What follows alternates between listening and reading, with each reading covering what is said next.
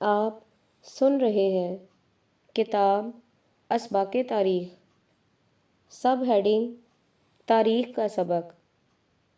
المامون 7واں عباسی خلیفہ ہے۔ وہ اپنے والد ہارون رشید کی وفات کے بعد محرم 198 ہجری میں بغداد کے تخت خلافت پر بیٹھا۔ وہ علم اور عمل دونوں اعتبار سے ممتاز صلاحیتوں کا مالک تھا۔ اس کا زمانہ اگرچہ جنگوں اور شورشوں کا زمانہ ہے، اس کے باوجود اس کے زمانے میں علم و فن کو غیر معمولی ترقی حاصل ہوئی۔ المامون نے ہی بغداد کے مشہور بیت الحکمت کو قائم کیا تھا۔ بیت الحکمت ایک عظیم علمی ادارہ تھا جو کتب خانہ، تحقیق اکیڈمی اور دارالترجمہ وغیرہ کا مجموعہ تھا۔ مامون کی زندگی کے واقعات میں سے ایک واقعہ یہ ہے کہ اس نے اپنے بعد ولی عہد مقرر کرنے کے لیے رشتے کا لحاظ نہ کرتے ہوئے صحیح آدمی کی تلاش کی۔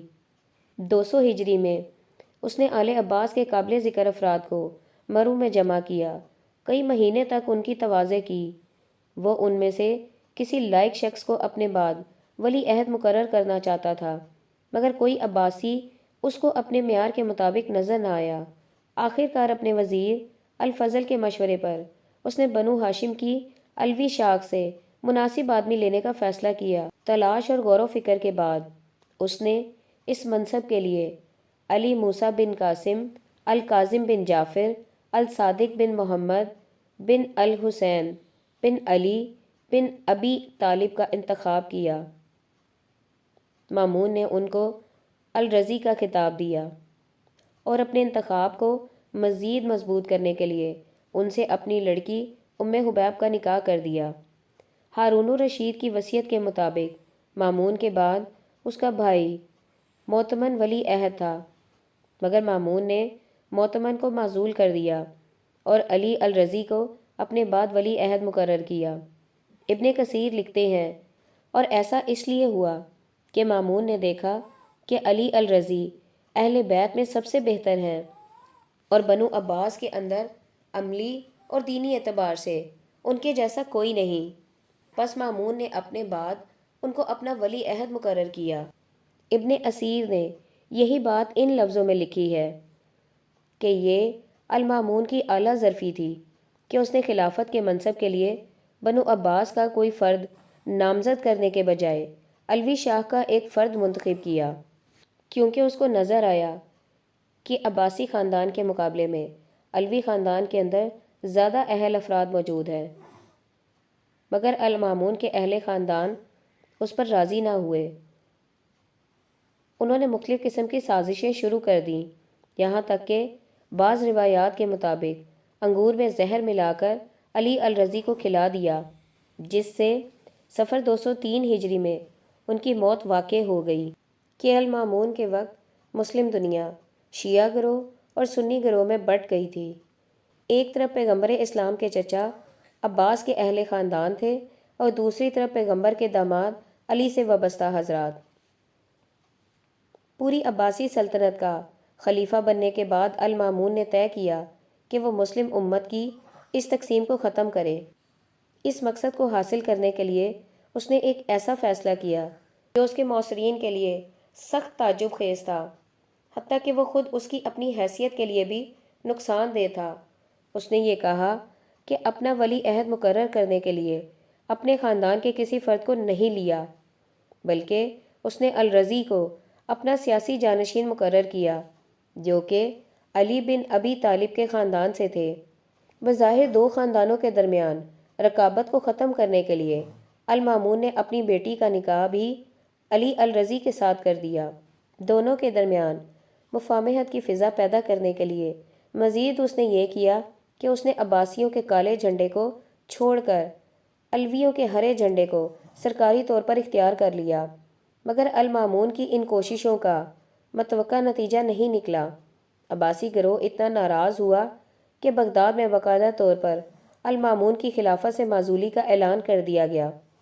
عباسیوں نے المامون کو تخت سے ہٹا کر عباسی خاندان کے ابراہیم کو اس کی جگہ خلیفہ مقرر کر دیا۔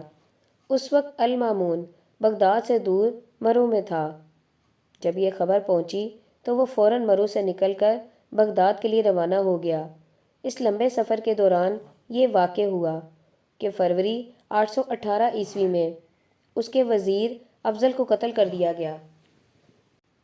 اس لمبے سفر کے دوران یہ واقع ہوا کہ فروری 818 میں اس کے وزیر الفضل کو قتل کر دیا گیا، اور علی الرضی بھی زہر آلود انگور کھانے کے بعد اگست 818 میں اچانک مر گئے۔ علی الرضی اور ان کے حامی وزیر الفضل کی یہ اندوہناک موتیں کیوں کر ہوئیں؟ اس کی توجیہ کے لیے کچھ لوگوں کا کہنا ہے کہ عباسیوں نے ان دونوں کو مروا دیا، اور کچھ لوگ کہتے ہیں کہ خود المامون نے اس وقت مخالفانہ حالات سے گھبرا کر انہیں ختم کر دیا اور حالات سے مصالحت کرتے ہوئے دوبارہ خلافت کا منصب عباسی خاندان کے حوالے کر دیا۔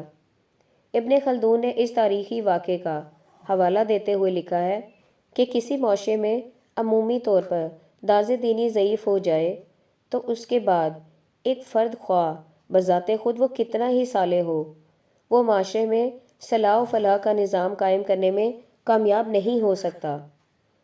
اس طرح کے واقعات کثرت سے تاریخ میں موجود ہیں جو یہ ثابت کرتے ہیں کہ سیاسی نظام سماجی حالات کے تابع ہے، جیسے سماجی حالات ویسا ہی سیاسی نظام۔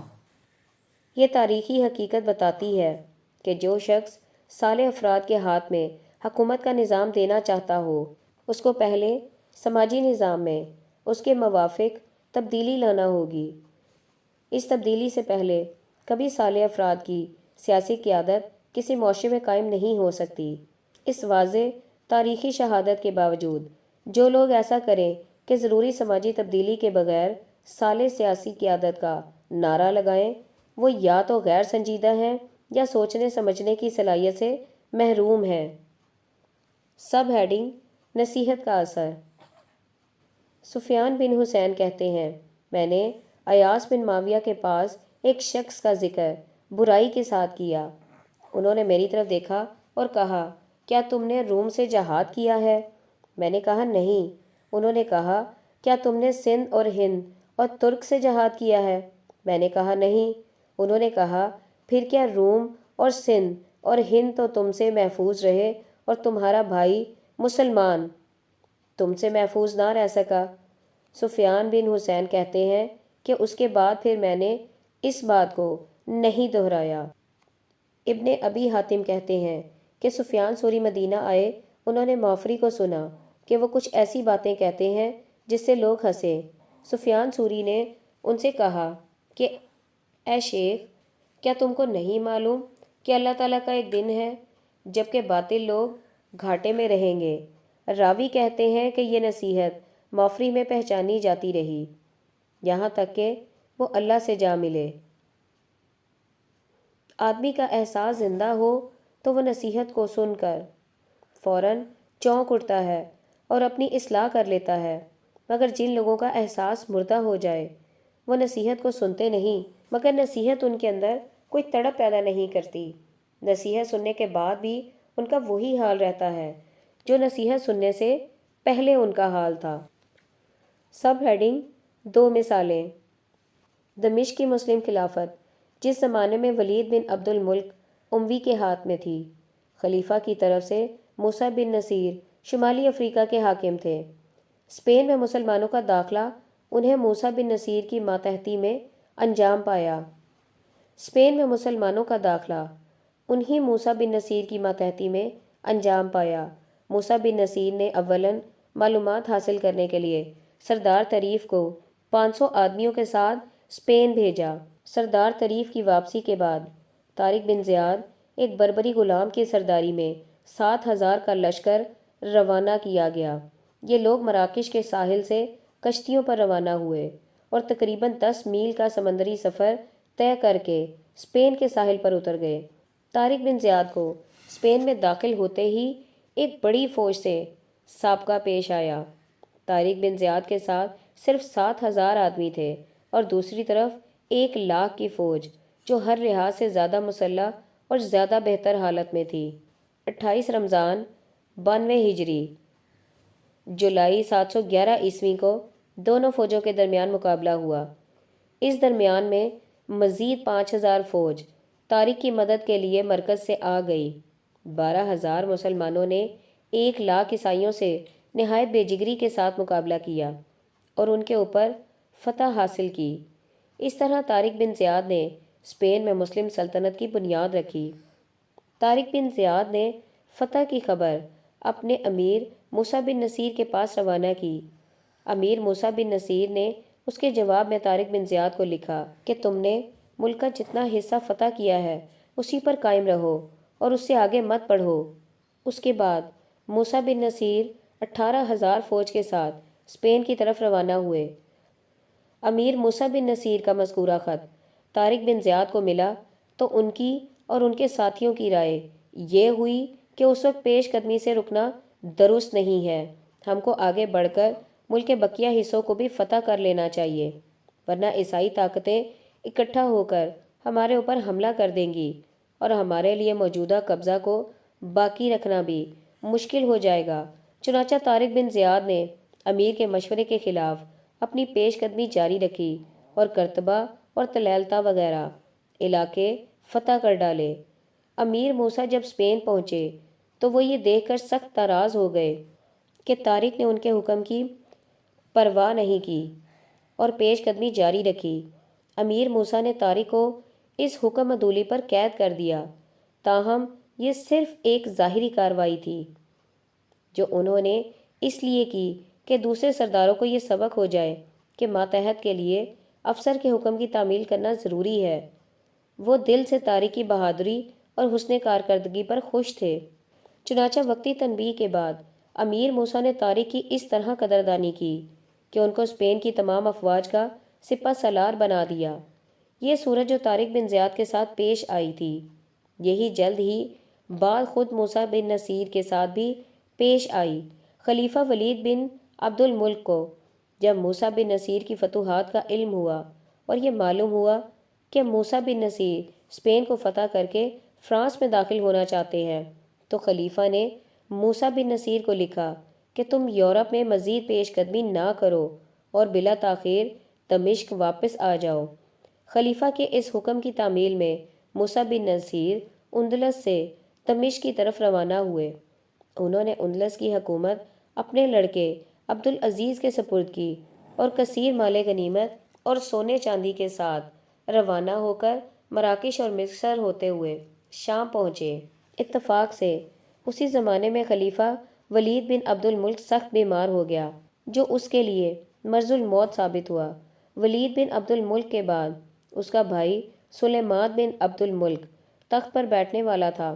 سلیمان کو جب یہ معلوم ہوا کہ موسیٰ بن نصیر کثیر اموال کے ساتھ شام پہنچ گئے ہیں تو اس نے موسیٰ کے پاس پیغام بھیجا کہ تم ابھی باہر رکے رہو اور دمشق میں داخل ہونے میں جلدی نہ کرو۔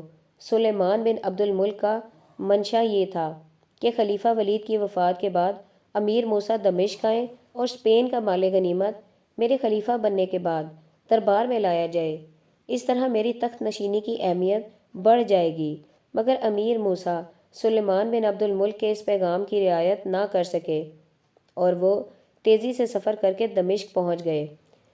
امیر موسیٰ کے دربار میں حاضری کے صرف چند دن بعد خلیفہ ولید بن عبد الملک کی وفات ہو گئی اور 16 جمادی الثانی 96 ہجری کو سلیمان بن عبد الملک کو خلیفہ قرار دے دیا گیا۔ سلیمان بن عبد الملک کے لیے یہ ممکن تھا کہ وہ امیر موسیٰ کی حکم عدولی کو حسن نیت پر محمول کر کے معاف کر دے، مگر وہ ان کو معاف نہ کر سکا۔ اس نے امیر موسیٰ کے ساتھ سخت سلوک کیا، حتیٰ کہ ان کو قید میں ڈال دیا۔ شدید مایوسی اور ناکامی کے عالم میں اگلے ہی سال 97 ہجری میں وفات پا گئے۔ بوقت وفات ان کی عمر 78 سال تھی۔ سب ہیڈنگ 2 تصویریں۔ کہا جاتا ہے کہ شیخ با یزید باستامی کے پڑوس میں ایک یہودی رہتا تھا۔ جب شیخ با یزید باستامی کا انتقال ہو گیا تو اس سے پوچھا گیا کہ تم اسلام کیوں قبول نہیں کر لیتے؟ یہودی نے کہا، میں اسلام کیسے قبول کروں؟ اگر اسلام وہ مذہب ہے جو شیخ با یزید باستامی کا مذہب تھا تو وہ میرے بس میں نہیں، اور اگر اسلام وہ مذہب ہے جو میں عام مسلمانوں میں دیکھتا ہوں تو مجھے ایسے اسلام سے شرم آتی ہے۔ ایک غیر مسلم شیخ بسطامی جیسے بزرگوں میں جو مذہب دیکھتا ہے وہ کیا ہے؟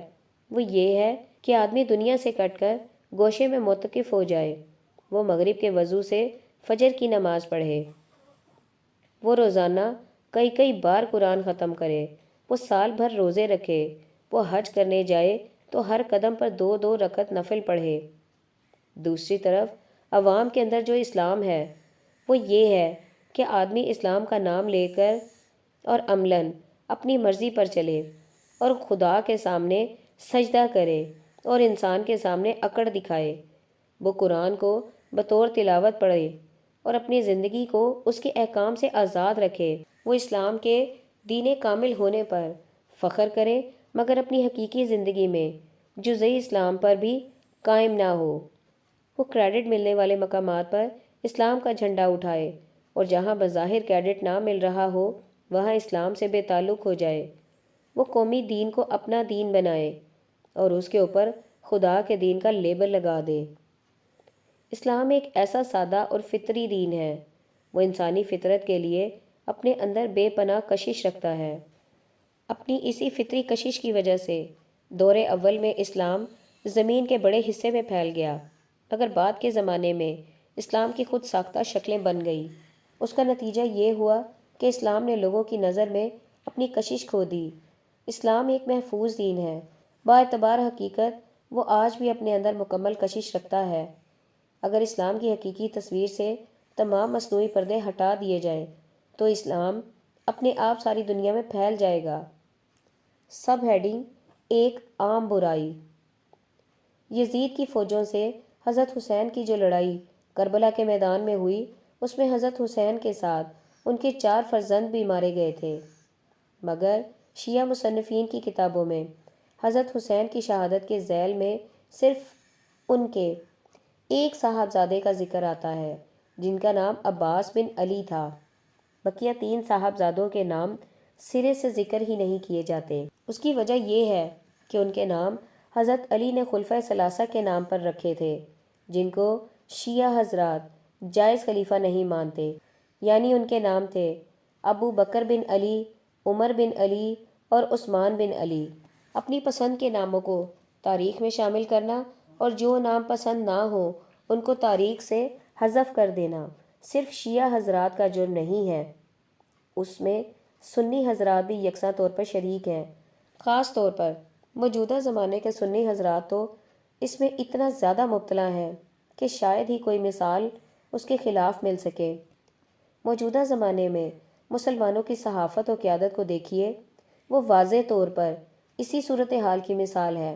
وہ اپنے پسندیدہ لوگوں کے نام ہر جگہ شامل کرتے ہیں، وہ ہر موقع پر ان کی تشہیر کرتے ہیں، مگر جو ان کے مبغوض نام ہیں ان کو اس طرح نظر انداز کرتے ہیں جیسے کہ ان کا کوئی وجود ہی نہیں۔ ایسا کرنا حقیقت کو قتل کرنا ہے، اور حقیقت کا قتل بلا شبہ خدا کی دنیا میں سب سے بڑا جرم ہے۔ اس سے بڑا جرم اور کوئی نہیں۔ خدا کے نزدیک سب سے بڑی نیکی حقیقت واقعے کا اعتراف ہے۔ جس چیز کو ایمان کہتے ہیں وہ حقیقت واقعے کے اعتراف ہی کا دوسرا نام ہے۔ ایمان یہ ہے کہ آدمی کسی مجبوری کے بغیر خود اپنے اختیار سے خدا کی عظمت کو مان لے۔ انسان کی یہی وہ اعلیٰ ترین صفت ہے جس کو نفسیات کی زبان میں حقیقت واقعے کا اعتراف کہا جاتا ہے۔ جنت کی لطیف دنیا میں وہی لوگ بسائے جائیں گے جو اس اعلیٰ خصوصیت کا ثبوت دیں۔ اس کے برعکس جو لوگ حقیقت واقعے کو چھپائیں یا اس کا اقرار نہ کریں وہ جنت کی معیاری دنیا میں بسائے جانے کے لیے نااہل ٹھہریں گے۔ سب ہیڈنگ: نصیحت۔ امام عبد الرحمن اوزاعی بہت بڑے عالم تھے مگر وہ اکثر چپ رہتے تھے۔ ان کا قول ہے کہ مومن کم بولتا ہے اور زیادہ عمل کرتا ہے اور منافق زیادہ بولتا ہے اور کم عمل کرتا ہے۔ وہ ظواہر دین کے مقابلے میں حقیقت دین پر زور دیتے تھے۔ ایک بار انہوں نے کہا کہ عدل کی ایک ساتھ 1000 مہینوں کی عبادت سے بہتر ہے۔ امام اوزاعی کے ایک شاگرد ابو الفضل بن الولید بن مزید نے اپنے استاد کے بارے میں اپنا تجربہ ان الفاظ میں بتایا ہے: جو شخص امام اوزاعی کی کتابوں کو دیکھے گا وہ گمان کرے گا کہ وہ بڑے بولنے والے تھے، حالانکہ ان سے زیادہ دیر تک چپ رہنے والا میں نے کوئی دوسرا آدمی نہیں دیکھا۔ ایک بار کا واقعہ ہے کہ عباسی خلیفہ ابو جعفر منصور نے امام اوزاعی کو بلایا اور ان سے فرمائش کی کہ وہ خلیفہ کو نصیحت کریں۔ اس موقع پر امام اوزاعی نے نصیحت کے جو کلمات کہے ان میں سے ایک فقرہ یہ تھا: اے امیر المومنین، کیا آپ کو معلوم ہے کہ اس آیت کے بارے میں آپ کے دادا عبداللہ ابن عباس نے کیا کہا ہے؟ کیسی عجیب ہے یہ کتاب جس نے چھوٹی بڑی ہر چیز لکھ لی ہے۔